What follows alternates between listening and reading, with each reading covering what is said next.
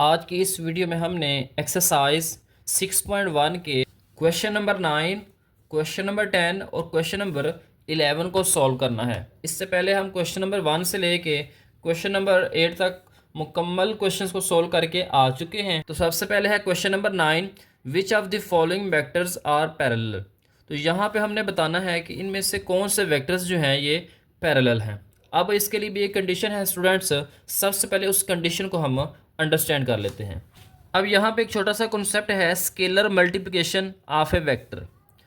If A is a vector, A कोई भी एक वेक्टर हो, ए हो, बी हो, कुछ भी हो, and lambda is a scalar, और लेमडा एक स्केलर हो यानी कोई एक नंबर हो, कोई भी नंबर हो सकता है यहाँ पे students. Then multiplication of a vector with scalar, फिर मल्टीप्लिकेशन हम करें वेक्टर की और उस स्केलर की। स्केलर से मुराद कोई नंबर है, जैसे 2 है, 4 है, 6 है। इज स्केलर मल्टीप्लिकेशन, जब हम उस वेक्टर को और उस नंबर को मल्टीप्लाई करेंगे तो ये जो मल्टीप्लिकेशन होगी इसको हमने बोलना है कि ये स्केलर मल्टीप्लिकेशन है। And is written as lambda A. तो इसको जब हम लिखेंगे तो यहाँ पे हम कोई नंबर लिख लेंगे और यहाँ पे साथ उसके वेक्टर लिख लेंगे। यह जैसे यहाँ पे अगर आप देखें तो ए वेक्टर बना हुआ है और ए को यहाँ पे 2 से मल्टीप्लाई किया हुआ है, तो इसकी लेंथ जो है ये डबल हो गई है। इस तरह से 0.5 से मल्टीप्लाई किया हुआ है तो इसकी जो लेंथ है वो इसके हाफ हो गई है। इसी तरह से -2a से मल्टीप्लाई किया हुआ है। अब मल्टीप्लिकेशन दो तरह की यहाँ पे, एक पॉजिटिव नंबर से है और एक नेगेटिव नंबर से है। जब पॉजिटिव नंबर से होगा तो उसकी डायरेक्शन सेम होंगी, यानी वो एक ही सिमत में होंगे, उनकी डायरेक्शन सेम होंगी, वो पैरेलल होंगे।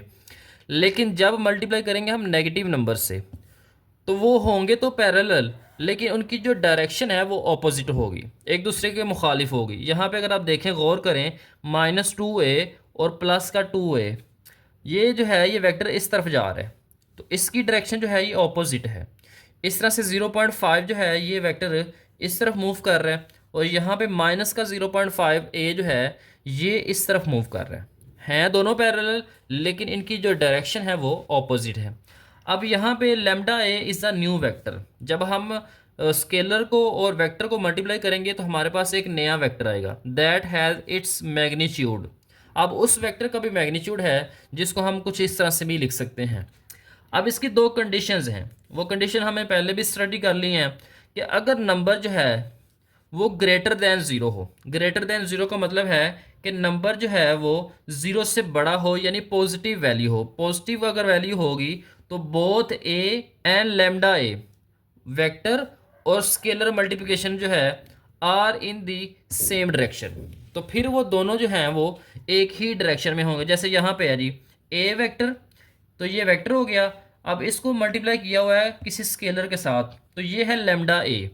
तो जब मल्टीप्लाई किया है तो दोनों की डायरेक्शन जो है ये सेम है, क्योंकि यहाँ पे जो हमने नंबर मल्टीप्लाई किया है वो पॉजिटिव नंबर है। इस तरह से जब लेमडा लेस देन ज़ीरो हो, लेस देन ज़ीरो का मतलब है कि वो नेगेटिव हो, तो जब नेगेटिव होगा तो ए और लेमडा ए दोनों की जो डायरेक्शन होंगी वो ऑपोजिट होंगी।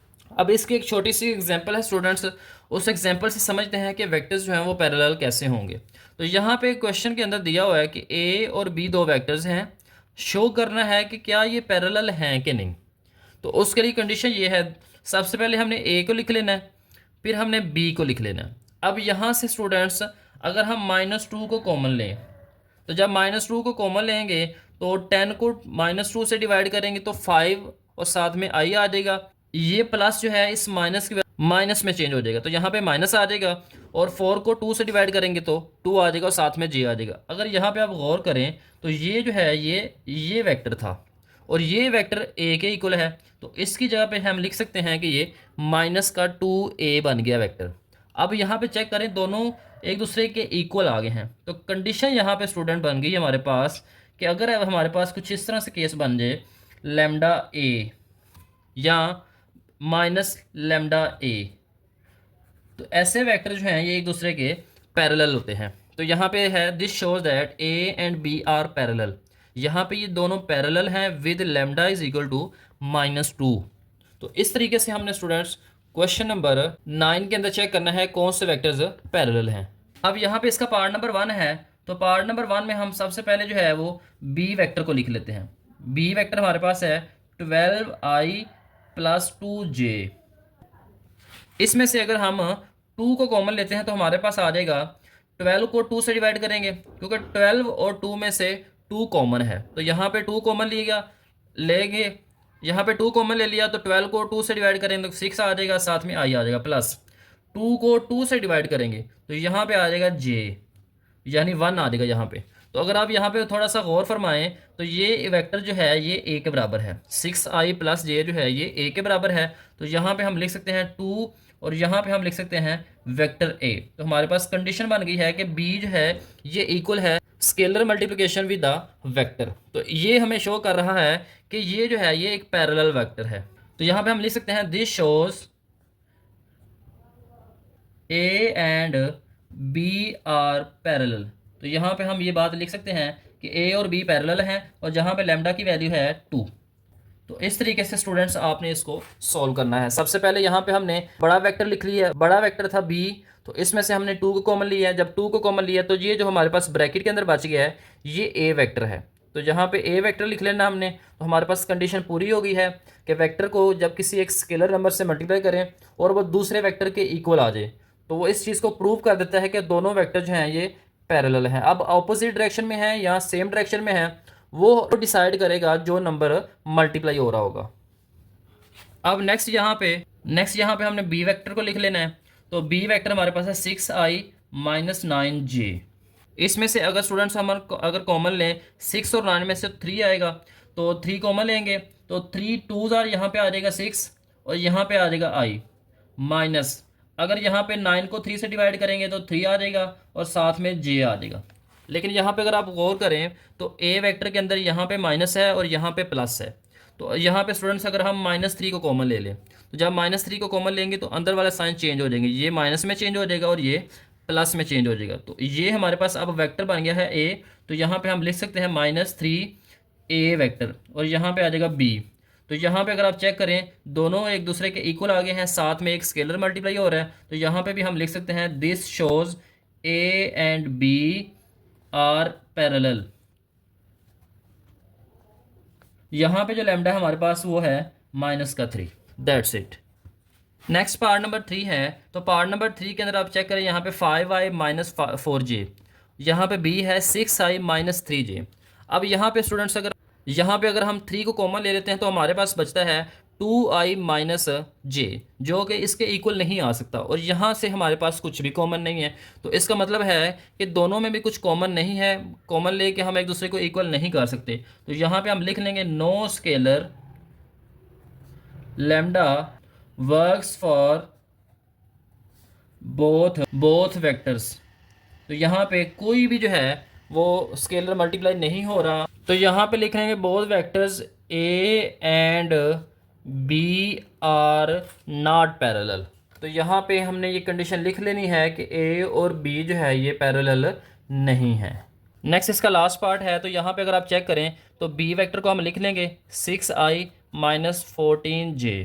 तो इसमें से अगर हम 2 कॉमन लेते हैं तो 2 3 आर 6, यहाँ पे i आ जाएगा माइनस 2 7 आर 14 और यहाँ पे j आ जाएगा। तो ये हमारे पास 3i माइनस 7j ये इक्वल है a वेक्टर के। तो यहाँ पे हम लिख लेंगे कि ये हमारे पास a वेक्टर है। तो यहाँ पे भी ये बात प्रूव हो गई है। तो हम लिख लेंगे दिस शोज़, यहाँ से ये बात क्लियरली शो हो गई है, प्रूव हो गई है, this shows a and b are parallel. तो ये दोनों एक दूसरे के पैरेलल हैं और यहाँ पे जो लैम्डा की वैल्यू है वो है 2। नेक्स्ट क्वेश्चन नंबर 10 है find a vector thrice in length. Thrice in length, हमने एक वेक्टर मालूम करना है जिसकी लेंथ जो है ये 3 गुना है ऑफ वेक्टर। ये वेक्टर है बट ऑपोजिट इन डायरेक्शन, लेकिन इसकी डायरेक्शन जो है वो ऑपोजिट होगी। तो बड़ा आसान सा स्टूडेंट ये क्वेश्चन है। तो यहाँ पे हमने लेट कर लेना है कि ये जो वेक्टर है हमारे पास ये ए वेक्टर है। अब हमने इसकी लेंथ को 3 गुना करना है तो मल्टीप्लाई करेंगे 3 से, लेकिन ऑपोजिट डायरेक्शन है तो यहाँ पे हमने मल्टीप्लाई करना है 3 से, लेकिन हमने -3 से करना है। ऑपोजिट डायरेक्शन के लिए स्टूडेंट्स आप माइनस वाले नंबर से मल्टीप्लाई करेंगे। जब माइनस से मल्टीप्लाई करेंगे तो यहाँ पे आ जाएगा -3a, दोनों साइडों पे मल्टीप्लाई करेंगे -3 और यहाँ पे आ जाएगा 3i माइनस 2j। तो -3 3 9 और साथ में यहाँ पे आ जाएगा i, माइनस और माइनस प्लस हो जाएंगे, 3 2 ज़ार यहाँ पे आ जाएगा 6, तो साथ में यहाँ पे आ जाएगा जे, तो ये हमारे पास आ जाएगा -9i + 6j। तो ये वो वेक्टर है जो इस वेक्टर का 3 गुना तो है लेकिन ऑपोजिट डायरेक्शन भी है। तो इस तरीके से स्टूडेंट आपने इसको मालूम करना है।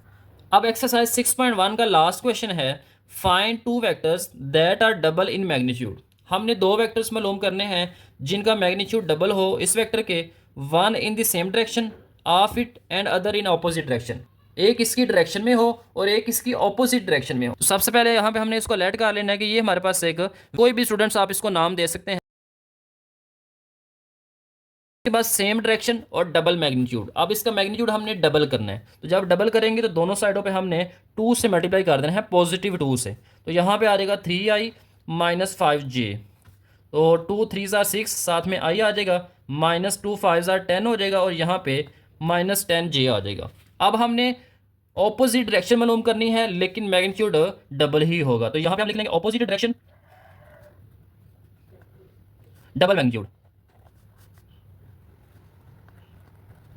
अब ऑपोजिट डायरेक्शन और डबल मैग्नीट्यूड के लिए हम इसको -2 से मल्टीप्लाई करेंगे, तो जब -2 से मल्टीप्लाई करेंगे तो यहाँ पे आएगा -2 × 3i - 5j, तो माइनस से मल्टीप्लाई करेंगे तो साइन भी चेंज हो जाएंगे, 2 3 ज़ार 6, साथ में i आ जाएगा, माइनस माइनस प्लस हो जाएगा, 2 5 ज़ार 10 हो जाएगा और साथ में यहाँ पे j आएगा, दैट्स इट। तो इस तरीके से यहाँ पे हमने सेम डायरेक्शन के लिए हमने +2 से मल्टीप्लाई करना है और ऑपोजिट डायरेक्शन के लिए हमने -2 से मल्टीप्लाई करना है। अब क्योंकि उसका मैग्नीट्यूड डबल था तो इसलिए हम +2 और -2 से मल्टीप्लाई करेंगे। डबल का मतलब है 2 गुना, तो +2 से भी मल्टीप्लाई करेंगे और -2 से भी मल्टीप्लाई करेंगे। तो इस तरीके से स्टूडेंट्स आपने क्वेश्चन नंबर 9, क्वेश्चन नंबर 10 और क्वेश्चन नंबर 11 को सॉल्व करना है।